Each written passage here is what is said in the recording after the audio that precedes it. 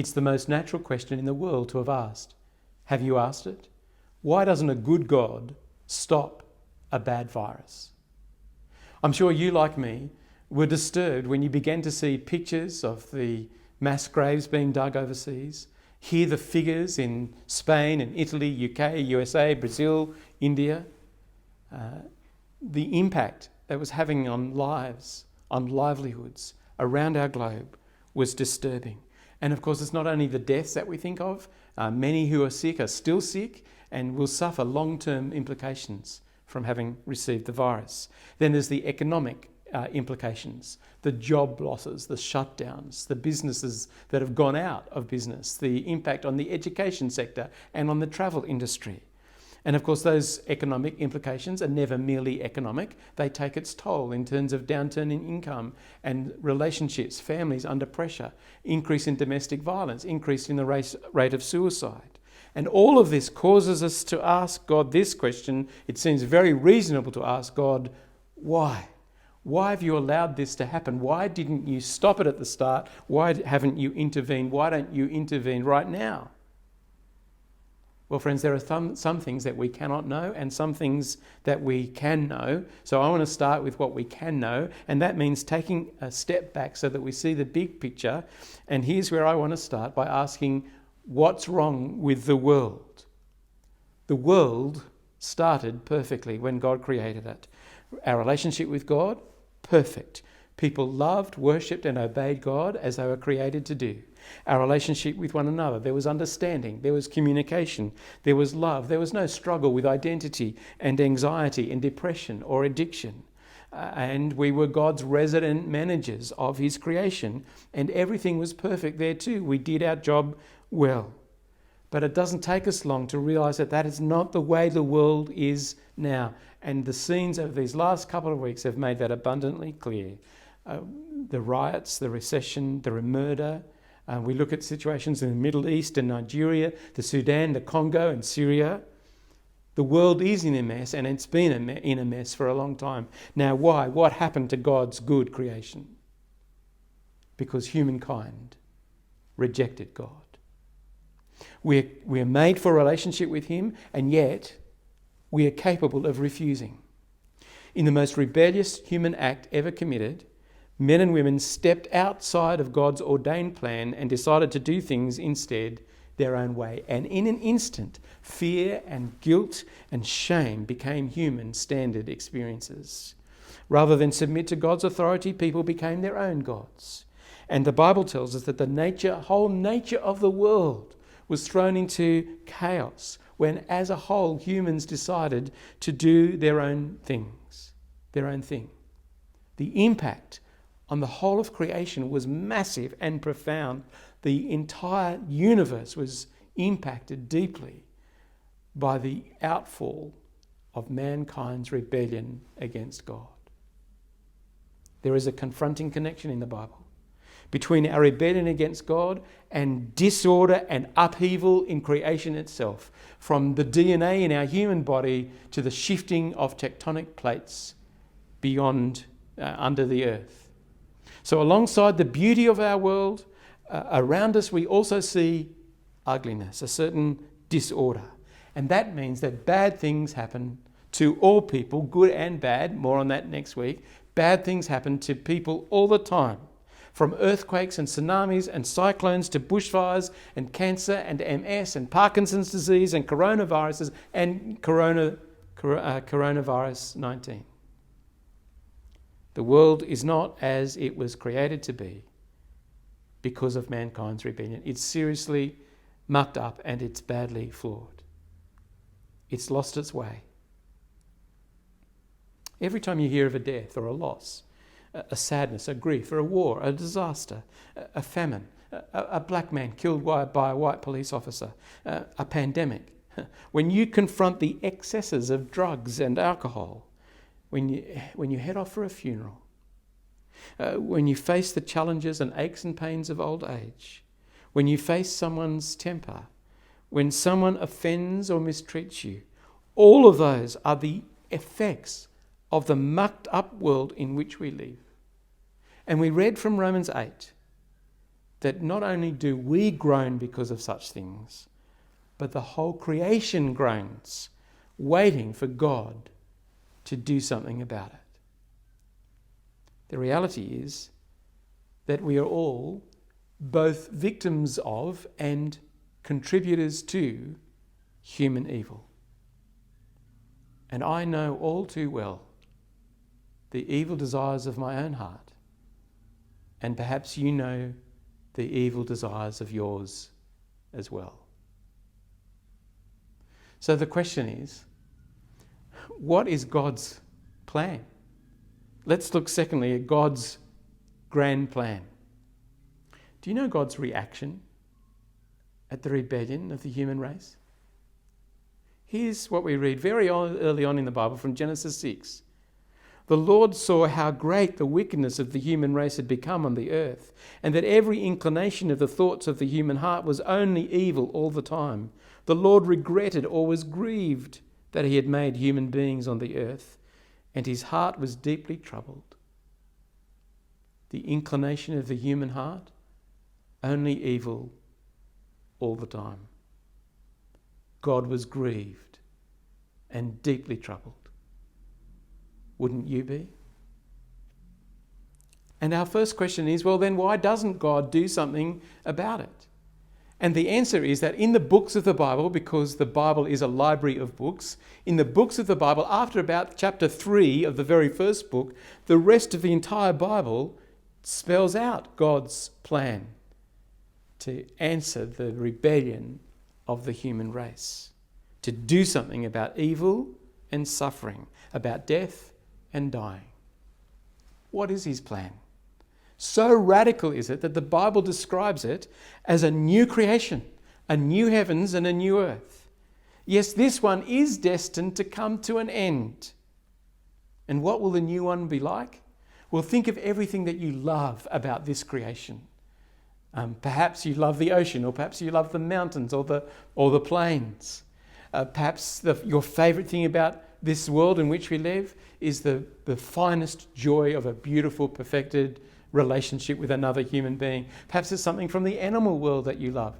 Think of everything that you love about this world and multiply it thousands of times. That's what the new creation will be like, minus everything you loathe about this world. What is it that you loathe? Warring and fighting and death and disease and cruelty and bitterness and hate and revenge and decay and fractured relationships and COVID-19. Minus any of that. The new creation will have none of that, not even a tiny fraction. It will be completely wiped out, dealt with, and gone.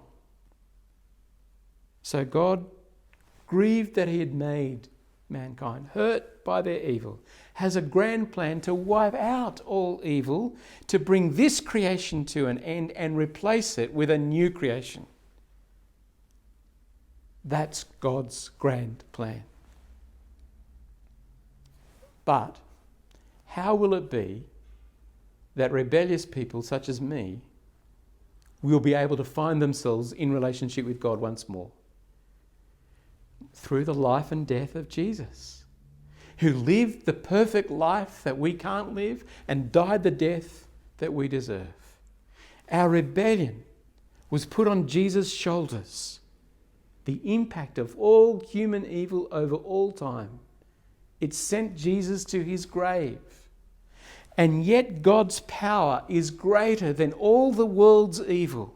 And so he rose Jesus from the dead and conquered death and evil as he did so that humankind could come back clean, reconciled into a relationship with him. And through Jesus' death and resurrection, which is at the centre of human history, God declares his victory over all evil, and we look now for Jesus' return as the final brick in the plan to replace this world with the new creation. Let me anticipate then the most obvious question. What is he waiting for? That is, if he's going to wind up the world and do away with all evil and its implications, why not get on and do it?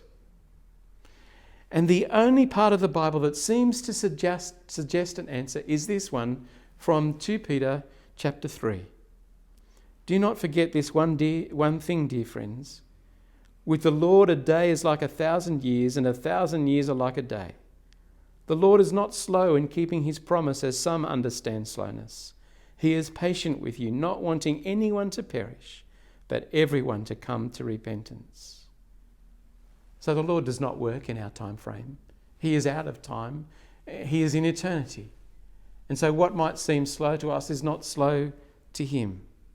And the longer it takes within time for God to wind things up, then that passage makes clear that there is more opportunity for many people to come into a relationship with him. He longs that everyone should give up their rebellion and come back to him and build again a beautiful relationship of trust and love. Maybe he's longing for you today for that to happen, for you to turn back and to find a new, fresh start with him. He doesn't want you to die without knowing him. He doesn't want to exclude you from the new creation because you're still busy with your back turned to him. So come back to him today. That's my invitation. And find yourself forgiven and reconciled, and then living with the hope that you will have a place in God's grand new creation. Well, that's the big picture. It doesn't answer all our questions, does it? It doesn't satisfy all our dilemmas. So my final question is, what do we do in the meantime? A toddler is run over in a driveway. A man killed by police in brutal circumstances. COVID-19 out of control, with hundreds of thousands killed and economic upheaval everywhere. Why don't you stop that sort of thing happening, God, while we wait for the new creation? I get that we're waiting for that to happen, but why don't you stop some stuff now? And the answer is, I don't fully understand. I don't fully know. My understanding is that God can do what he wants. He can and does move in human hearts in various ways. But let me ask you, what kind of world would we be living in if God overrode our will all the time? What if every time a crook wanted to pull a trigger on a gun, or a husband wanted to be unfaithful to his wife, or a businesswoman wanted to withhold her resources from the poor, what if God stepped in and overrode their will every time? What kind of world would we stop in? Would we be living in? What if every time I wanted to keep all my money to myself, I found myself giving it away? What happened when you wanted to raise your voice at your spouse, you were strangely silenced? What would happen if you went to look on something that you shouldn't on the internet and your modem disintegrated? What happened if you wanted to toot your horn impatiently at a driver in front of you and you found your left hand strangely paralysed? You see, asking why doesn't God step in and stop the evil raises all sorts of other questions. You might say to me, well, Mark, not all the small stuff. I don't mean that. Just the really serious stuff. But where would you draw the line? Anywhere just somewhere before it got to impacting you? What sort of world would it be if God stopped all the evil all the time? We might not be asking the question, why does God allow evil? But we might ask the more difficult philosophical question, why doesn't God allow us choice?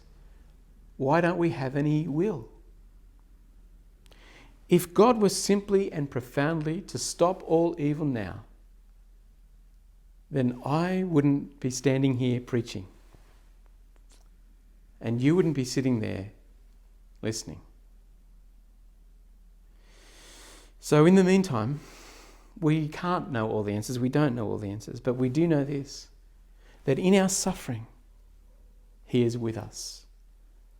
Psalm 46, God is our refuge and strength and a very present help in trouble.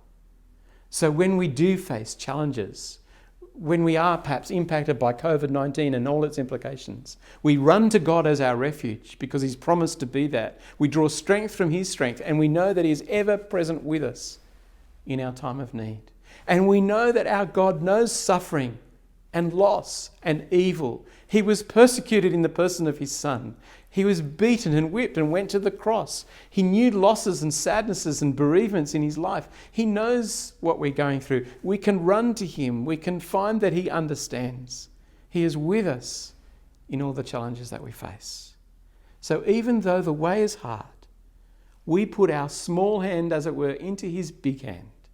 We know that he loves us so much that he's given us his Son, Jesus Christ, and therefore he's completely and utterly for us and on our side. So we put our small hand into his big hand and say, I trust you. I don't know what's going on. I don't like what's going on. I don't understand what the future holds, but I trust you and I'm going to walk with you day by day. Well, why doesn't a good God stop a bad virus? To answer, we take a step back and we realise that a good world has been thrown into chaos because we were called to obey, but we are capable of refusing. And when humanity at large refused, at that moment, the whole world was not what it once was. The whole universe became a twisted, distorted version of its former self. But God promises a new day, a day of justice, a day of comfort, a day of restoration, a day when he will bring in his new creation. And all that is magnificently good about this world will be multiplied 1,000 times, and all that we loathe and hate and breaks our heart about this world will be gone and gone forever. And so we await that great day, but we wait it with hope and patience, placing our small hand into God's big hand and saying, I'm so glad you're with me. I don't understand everything that's happening, but I'm so glad you're here.